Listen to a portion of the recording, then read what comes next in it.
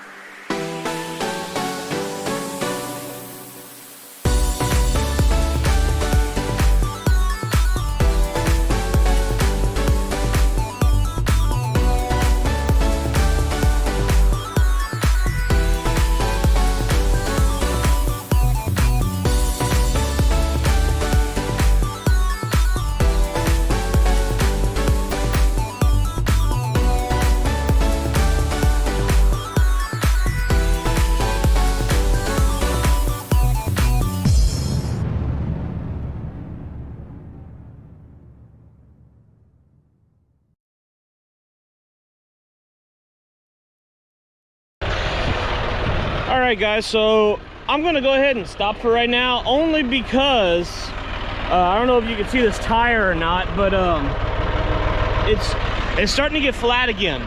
I got some sand in my eyes.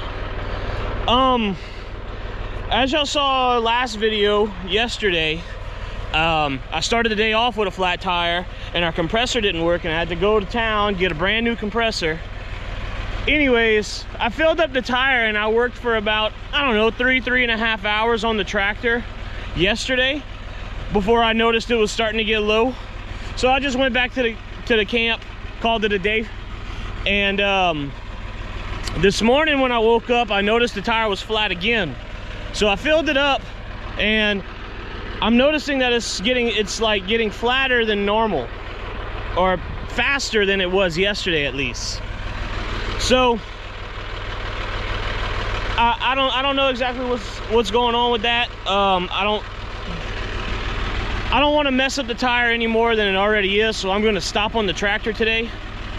We do have other jobs that we need to do this weekend. That's going to be in the next video.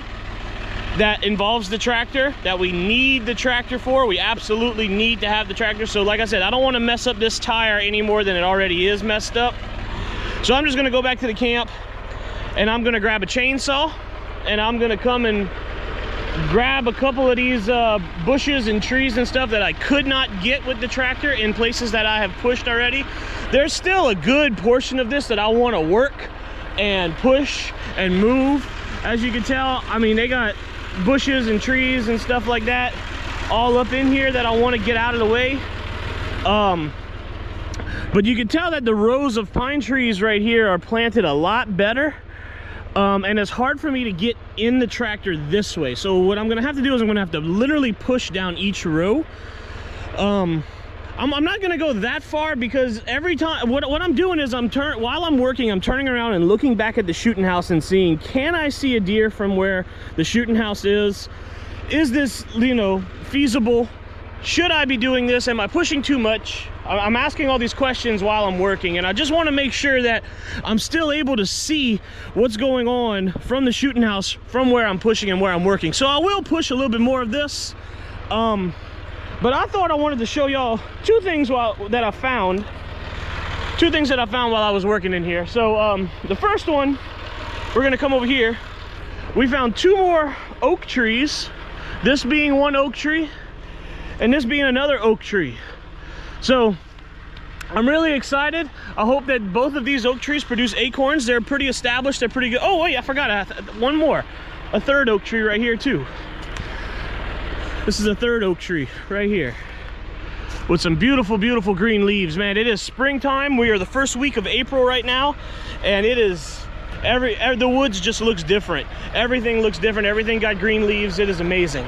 But the second thing that I wanted to kind of point out was these 3 pine trees. Well, I guess 4 or 5 pine trees. This one right here, these 2 pine trees, especially this one right here, and that next one right there. They are huge. They are bigger than all the other pine trees in the area. Now they're planted in the rows, but as you can tell, they don't have any other pine trees in the area right here. They don't have as much competition. So even though these pine trees were planted in rows, the ones that were close to them wound up dying some kind of way, fell down from a storm or whatever. I don't see a stump. They must have died early. And so they were able to get nutrients, more nutrients from the ground and more sunlight in that particular area for the tree, and they weren't as close together, and they didn't have as much competition. I mean, look at this. If you look at the tree is the exact same height as all the other trees. All of them around, they're all the exact same height. The only difference is the thickness. I mean, look at this. This has got to be over 2 foot in diameter, 2.5, maybe even close to 3 foot in diameter. While this tree right here, just what, 10 yards apart, was planted at the same time, same soil, same sunlight, same rain, same everything. But I could almost put, I could almost put my hand around the whole tree. While that one, I couldn't even put my whole arms around the tree. So I just found that was very interesting, very cool. It's just how nature works. Obviously, this tree had a lot more competition. There's a tree on each side of it. There's a tree next to it. They don't have as much sunlight getting to the tree. But this one had no competition at all, and it's a monster. It is just crazy. So I'm gonna head back to the camp, get some hand tools, and work over here a little bit more. All right, we got some hand tools. We got a chainsaw, we got a pole saw, electric pole saw, we got some shears, a machete. I think we got everything we need to go ahead and work some more out here. Hey guys, so I'm a little out of breath here. I've been moving some branches and sticks and stuff that I couldn't quite get with the tractor and just kind of throwing it in the brush pile. As you can see, we now have a really clear line down this way and a really clear line down this way all the way to the shooting house. So I can see pretty much the whole length of the field all the way to that telephone pole almost. Is where I almost kind of stopped, maybe like, you know, 10 yards before that. But and then if you get into this first row right here, you can see all the way down there and all the way back to the shooting house again. So this is great. This is working out fantastic. There's still some branches and old trees and roots and all kind of other stuff that's still here. Last thing I'm going to do is take the box blade through this area. I'm probably going to walk through this a little bit more and try to pick up a little bit more branches and roots and stuff that I can. A lot of it is roots and a lot of it's still just stuck in the ground, so it's hard to pull up and just move off to the side. I have to either break it with a machete, chainsaw, or something else. But the tractor did a really good job. I would come back in here and push it a little bit more with the tractor, but we have that flat tire issue, so we'll get to that another day. But while I was cleaning out, I was looking for a good bow stand spot. So if you notice, I cleaned out a good bit of area on this side, but if you turn around and look, you can't see the shooting house again. They got these couple pine trees that I pointed out in the other video, and if you walk, now you can see the shooting house. But there's still a good section that I cleared out. So what I was thinking was putting a bow stand on this side somewhere in one of these pine trees. And I think the one that I decided is, you see this pine tree? Let me see if I can get you here. This one right here, it splits up in a V about right here. You see where it splits right here at the top and it becomes two trees, like two main branches or two main trunks of the tree? I think that's the one that I'm gonna decide to put the bow stand on. So if we come over here to this tree, if we can get to it behind all the stuff that we pushed, it would be this tree right here. And what I like to do is, whoa, without falling down, I like to come and stand at the base of the tree and see what I could see. Now I'm at ground level, it's hard to tell, but I have a little selfie stick with me right here, so let me go ahead and extend that up about another few feet. And I don't know if y'all can still hear me, and I don't know how well the view is from up there, if the bushes are still in the way, but as you can see, we can see all the way to the other side of the power line, and we can see this little area that I cleared out too, hopefully. So what I'm gonna do is I'm gonna go back and rewatch this video and see what kind of view I can get from up there. Like I said, this selfie stick is about 3-4 feet. I'm about 5'8" or so. So that gives me, what, do a little math there, 9 foot right there. I think our bow stands are 12 foot. So I have an idea of what I'll be able to see from that video right there, that little clip. I do know that some of these bushes and stuff that are in front are gonna have to go, especially this one in the front right here. Maybe some of these not so much, but I think this is gonna be a good spot. Now I'm gonna go back to the shooting house because I know that that's just gonna be a bow stand. I wanna see what the view is from the shooting house and see what we could see. And we're back in the shooting house. So here's another view. You could clearly see down that trail in between the two rows of pine trees. That is great. That is exactly what I was trying to accomplish. That looks fantastic. I can't see any more past because of those pine trees that are really close together, but that's okay.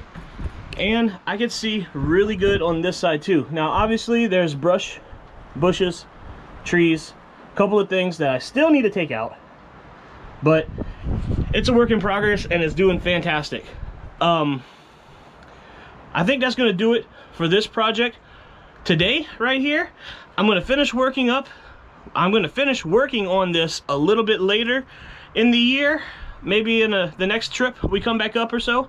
we'll see. But as of today, I'm gonna clean up a little bit more, and then I'm gonna call it. There's still more stuff that I gotta do back at the camp. So let's go see what we got back at the camp. Hey guys, back at the camp. So we got a little project going on right here. So in the back of the buggy, I have a old tree stand. I say old tree stand. It was up in the tree just a couple months ago, but actually we're gonna be cutting some trees on the property this year, and the tree that this tree stand was leaning up against is one that needs to be cut, and it ain't gonna be there next year. So we took it down, and it's obviously been there for a while. You can see it's rusted, and they got paint chipping all over the place, and it's looking kind of rough. So what I'm gonna do is I bought some wire brush wheels right here, and that will attach to like the drill, or the whatever it's called, impact. And we're gonna try and clean these up, and then I got some Rust-Oleum spray paint right here that I will spray over and hopefully clean these stands up, seal them up good again, and we'll be able to use these for even more years, because the way they're looking right now, they ain't looking too hot, and it was hard to separate them because of how rusted they got. And I think if we let them rust any longer, they're gonna kind of, I don't know, go bad. So let's see if we can get a couple more years out of them.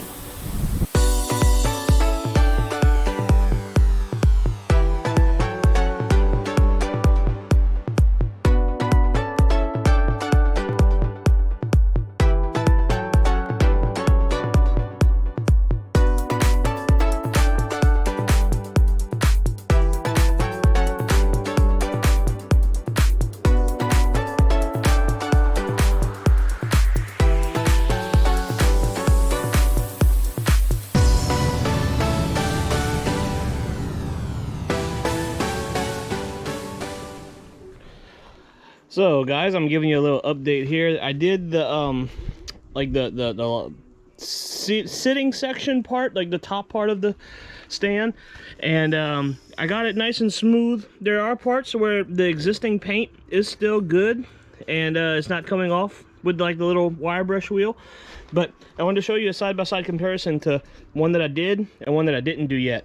Look at how rusted this one is, and look at how much better this one looks. Now, I still didn't paint them yet. I still didn't paint this one yet, but I just wanted to show you that the wire wheel is getting a lot of that rust stuff off. So hopefully this will be better for us. All right, guys, I put one little coat on here. I'm gonna have to flip them around and get to a couple areas that I couldn't reach while I was spraying them, but this is looking pretty good. I'm no expert. I'm not a graffiti artist. I don't know what I'm doing with some of this spray can stuff. And like I said, this is the first time I've ever done something like this before, to try to restore, if that's what you want to call it, some of our stands so we could use them for future years. But anyway, guys, that's going to about wrap it up today. Sun's going down. Got another beautiful sunset to look at right here. And yep, another day at the camp. Let's see what we have in store for tomorrow. Thank you guys for watching. My name is Jared. Thank you for coming on another adventure here at Turkey Ridge. Catch you guys next time.